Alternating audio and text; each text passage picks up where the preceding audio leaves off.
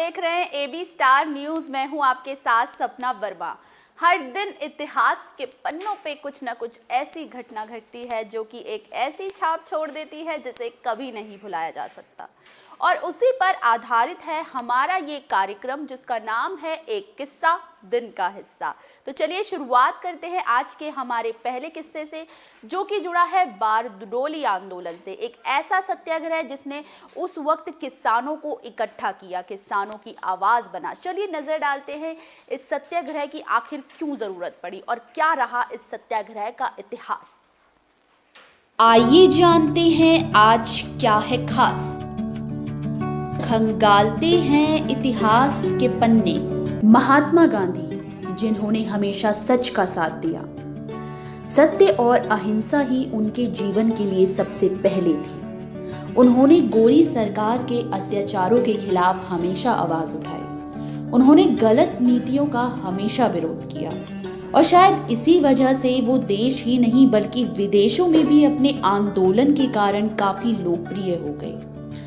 महात्मा गांधी ने यूं तो कई आंदोलन किए, उन्हीं एक आंदोलनों में से एक आंदोलन था बारडोली सत्याग्रह। बारडोली सत्याग्रह जिसका संबंध आज के दिन से है। इतिहास के पन्नों पे बारडोली सत्याग्रह एक अहम भूमिका रखता है। दरअसल ये उस दौर की याद दिलाता है जिस वक्त साइमन कमीशन भारत आया था, जिसका भारत में हर जगह जबरदस्त विरोध देखने को मिला। ठीक इसी दौरान 12 फरवरी साल 1928 को गुजरात के बारडोली में सत्याग्रह की शुरुआत हुई। महात्मा गांधी के ऐलान पर इसे शुरू किया गया था। ये सत्याग्रह जिसे बारडोली सत्याग्रह का नाम दिया गया। बारडोली सत्याग्रह का कारण अंग्रेजों के शासनकाल के दौरान लगान में 30% की बढ़ोतरी थी। खेती जो कि अर्थव्यवस्था की रीढ़ की हड्डी होती है, लेकिन ब्रिटिश हुकूमत के दौरान भारत की कृषि व्यवस्था पर इसका काफी गहरा प्रभाव पड़ा। किसानों पर लगातार लगान का बोझ इस कदर बढ़ गया कि किसानों ने इसका विरोध करने की ठानी। इस विरोध में उनका मार्गदर्शन करने वाले थे महात्मा गांधी और सरदार पटेल, जिनकी भूमिका इस आंदोलन को उठाने में सबसे अहम रही। महात्मा गांधी के कहने पर उस वक्त सभी किसानों ने लगान न देने का फैसला किया और लगान मांगने आए सरकारी अधिकारी को लगान देने से साफ तौर पर इनकार कर दिया। किसानों के लगान न देने की वजह से उनकी संपत्ति पर कब्जा कर लिया जाने लगा। उनके जानवरों को जबरन उनसे छीना गया।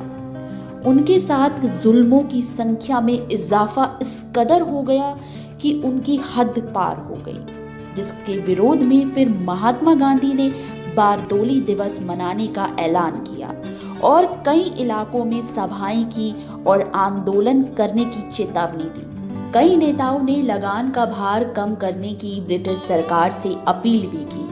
कई समाचार पत्रों ने किसानों के साथ हो रहे जुल्मों को छापा और बयां किया, जिसका नतीजा ये हुआ कि बारडोली सत्याग्रह सफल रहा और गोरी सरकार को आखिरकार किसानों के सामने झुकना ही पड़ा। न्याय अधिकारी ब्लूमफील्ड और राजस्व अधिकारी मैक्सवेल ने पूरे मामले की जांच की और पाया कि किसानों पर जो लगान प्रतिशत 22% था वो अचानक 30 हो गया, जो कि बेहद गलत बताया गया। जिसके बाद लगान को कम कर 6.3% किया गया। इस आंदोलन की सफलता में वल्लभ भाई पटेल की अहम भूमिका रही। इस आंदोलन में शामिल महिलाओं ने उनको उस वक्त सरदार की उपाधि दी और तभी से उन्हें सरदार पटेल के नाम से जाना गया। साल 1928 का वो दौर जब आज ही के दिन बारडोली सत्याग्रह की शुरुआत हुई। इस सत्याग्रह की शुरुआत महात्मा गांधी के आह्वान पर की गई थी। इसका मकसद किसानों पर बढ़ रहे लगान को खत्म करना था, जो कि उस वक्त ब्रिटिश राज में 30% बढ़ गया था। ये लगान इस कदर बढ़ गया कि किसानों को उस वक्त काफ़ी ज़्यादा दिक्कतें सहनी पड़ी। किसानों को लगान न दिए जाने के बाद अगर जब वो लगान नहीं देते थे, उन पर कई तरह के जुल्म किए जाते थे। ब्रिटिश राज में उनके जानवरों पर कब्जा किया जाता था, उनकी संपत्ति कुर्क कर दी जाती थी। बढ़ते हैं हमारे अगले किस्से की तरफ। हमारा अगला किस्सा इतिहास की उस शख्सियत से जुड़ा है जिसने अमेरिका में दास प्रथा को खत्म किया। दास प्रथा जो कि उस वक्त एक ऐसी प्रथा थी जिसने कि इंसानियत का खात्मा कर दिया था। चलिए बढ़ते हैं, देखते हैं क्या था इसका इतिहास। वो दौर जब अमेरिका में दास प्रथा इस कदर फैल चुकी थी कि वहां के नागरिक गुलामों की जंजीरों से परेशान हो गए थे। लेकिन वो कहते हैं ना कि जब भी जुल्म और अत्याचार हद पार करते तो कोई ना कोई मसीहा जरूर आता है। वो मसीहा जो कि उन जुल्मों से मुक्ति दिलाए, उन प्रथाओं को खत्म करे जो इंसानों के साथ जानवरों जैसा बर्ताव करवाती हैं। और उन्हीं में से एक मसीहा थे अब्राहम लिंकन। अब्राहम लिंकन इतिहास की वो शख्सियत जिन्होंने हमेशा लोकतंत्र को काफी महत्व दिया। अमेरिका में फैली दास प्रथा को खत्म करने का जिम्मा उनको ही दिया जाता है। आज का दिन अब्राहम लिंकन के उसी इतिहास से जुड़ा है। आज ही के दिन साल 1809 को इनका अमेरिका में गरीब परिवार में जन्म हुआ था। लेकिन वो कहते हैं ना कि जब किस्मत करवट लेती है तो रास्ता कितना भी कठिन क्यों ना हो, पार हो ही जाता है। बात की जाए अगर उनकी पढ़ाई लिखाई को लेकर तो उन्हें लिखने और पढ़ने का काफी शौक था। बेहद ही कम उम्र में उन्होंने बहुत सारा ज्ञान अर्जित कर लिया। वो एक सफल वकील थे, एक ऐसे वकील जो कि किसी भी तरह के लालच से पूरी तरह से दूर थे। इस बात का अंदाजा आप इस बात से लगा सकते हैं कि वो अपने उन क्लाइंटों से कभी पैसे नहीं लेते थे जिनके आर्थिक हालात उस वक्त अच्छे नहीं होते थे या वो गरीब होते थे। वकालत उनके लिए पैसे कमाने का कभी जरिया बनी ही नहीं। वकालत थी तो बस मन की शांति और सुकून का जरिया। राजनीति में भी उनका झुकाव काफी ज्यादा देखने को मिला है। वो एक सफल नेता थे। लोगों में उनकी लोकप्रियता का अंदाजा आप इस बात से लगा सकते हैं कि अमेरिका के वो 16वें राष्ट्रपति चुने गए। आज ही के दिन साल 1809 का वो दौर याद आता है जब आज ही के दिन अमेरिका के 16वें राष्ट्रपति अब्राहम लिंकन का जन्म हुआ था। अब्राहम लिंकन इतिहास की वो शख्सियत है जिन्होंने अमेरिका से दास प्रथा का खात्मा किया था। दास प्रथा का खात्मा करने का श्रेय इतिहास में उन्हें दिया जाता है। वो एक ऐसी शख्सियत थी जिनके दिल में हमेशा से गरीबों के लिए प्रेम और स्नेह रहा। इस बात का अंदाज़ा आप उस किस्से से लगा सकते हैं कि जब वो वकील थे, बतौर वकालत जब वो वकील थे, उन्होंने ऐसे केस लड़े जिनमें कि अधिकतर केस में उनके मौकिल के पास पैसे तक नहीं होते थे। वो अपने मौकिल जिनके पास पैसे नहीं होते थे उनसे वो हमेशा बिना फीस के उनका केस लड़ा करते थे। बढ़ते हैं हमारे अगले किस्से की तरफ। हमारा अगला किस्सा जुड़ा है इतिहास की उस शख्सियत से जिसने कि एवोल्यूशन की थ्योरी दी है। चलिए नजर डालते हैं कौन थी वो शख्सियत और क्या रहा उनका इतिहास।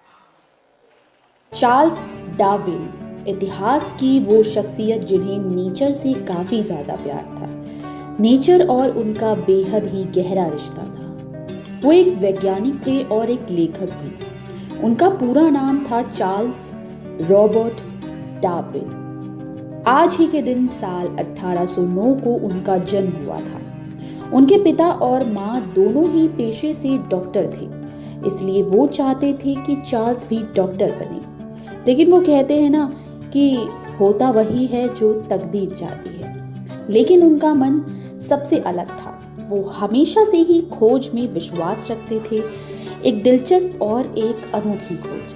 पेड़ पौधों और जीव जंतुओं में उनकी रुचि इस कदर थी कि आप इस बात से अंदाजा लगा सकते हैं कि जब महज 22 साल की उम्र में बीगल नाम के जहाज से उन्हें दूर दुनिया में जाने का मौका मिला तो उन्होंने इस मौके को गंवाया नहीं, बल्कि चार्ल्स ने इस मौके का भरपूर फायदा उठाया। रास्ते में जहां जहां जहाज रुका वहां वहां चार्ल्स उतरकर जीव जंतुओं, पेड़ पौधों, पत्थरों, चट्टानों और कीट पतंगों को देखने लगे, उनके नमूने जमा करने लगे। थ्योरी ऑफ इवोल्यूशन भी उन्हीं की देन है।